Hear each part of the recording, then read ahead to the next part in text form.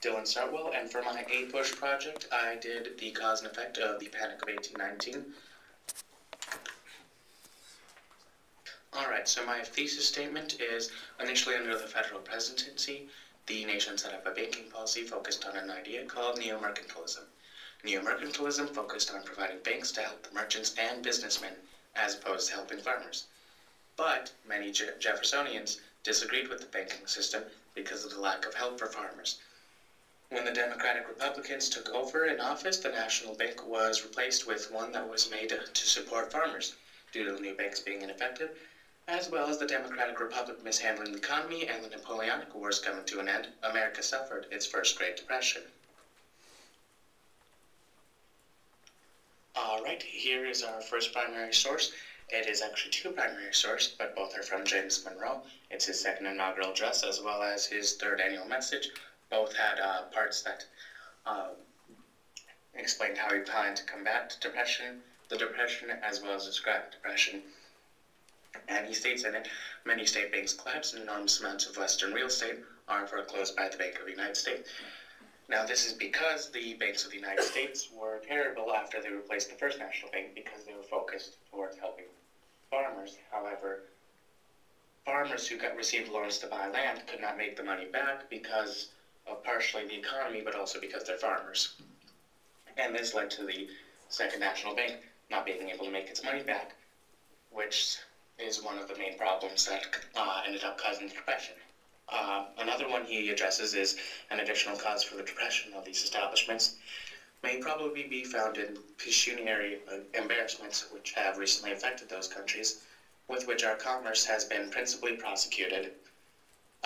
Right here, he is directly referring to the Napoleonic Wars, and that is because Britain and France were two of our main trading partners, but that was only because they were fighting each other and they needed resources and they were less self-sufficient.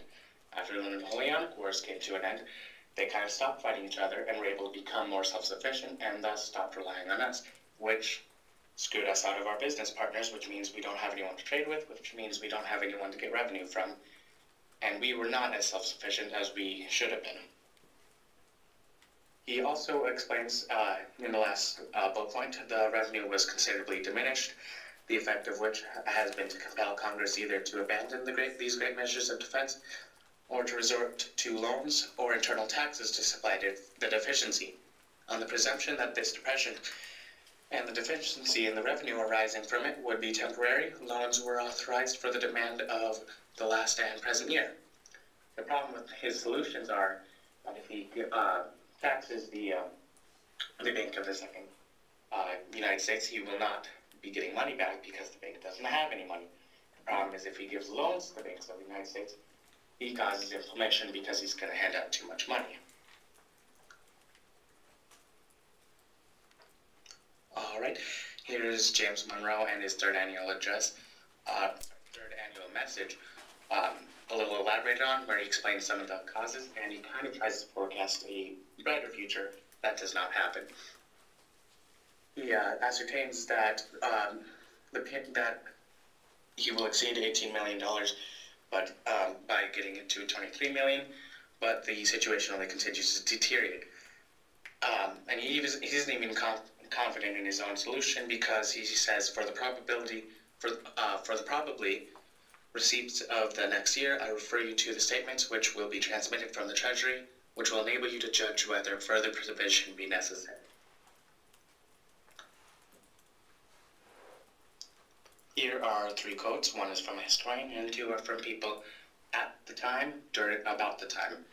The first one from the historian is Murray Rothbard, who is a studier of economics, and he took this topic pretty seriously because it was the first Depression in America.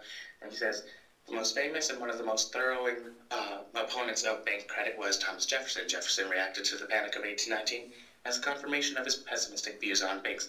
Jefferson was a huge political player, as he obviously was one of the major leaders of the Republican Democratic Party, and this quote reflects how badly the government handled the economic depression and how badly they handled the banking system. The next one is going to be from John Marshall. We are in great distress here for money. many of our merchants stopped a thing which was long unknown and was totally unexpected enrichment. Now, the problem is that before the Second National Bank, merchants were very supported, and they brought in the revenue for the United States. But because the Second National Bank supported the farmers, and all these state-run banks did not support the merchants as well as the First National Bank, the merchants declined, and this caused less revenue. The next quote is from John C. Calhoun. There has been within these 2 years an immense revolution of fortunes in every part of the Union. Enormous numbers of persons utterly ruined, multitudes in deep distress, and a great general mass disaffection to the government. He's basically talking about how everybody is poor, nobody has money, and the government either can't or isn't doing enough to stop it.